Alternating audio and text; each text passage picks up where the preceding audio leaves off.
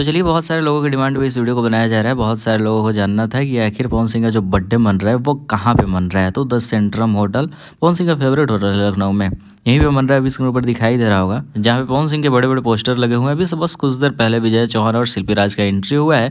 बाकी कल से ही भोजपुरी के कलाकार पहुंच रहे हैं। ज्योति सिंह को लेकर भी कुछ बातें सामने आई है, इन सभी वीडियो में क्लियर नहीं करते हैं, आगे की वीडियो में बता देंगे।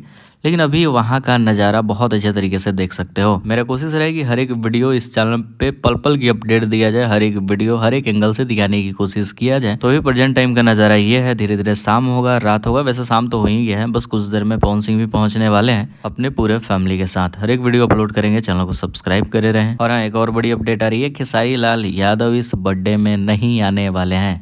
तो जितने सारे खेसारी के फैंस हैं या फिर पवन सिंह के फैन भी चाहते हैं खेसारी लाल यादव शायद आए नजर, लेकिन ऐसा कुछ नहीं होने वाला है। खेसारी नहीं पहुंच रहे हैं। बाकी आगे का क्या नजरा होगा, कौन कौन से लोग पहुंचते हैं, सभी चीज़ों को इस चैनल पे देख सकते हो। तो देखते हैं आगे क्या कुछ होता है।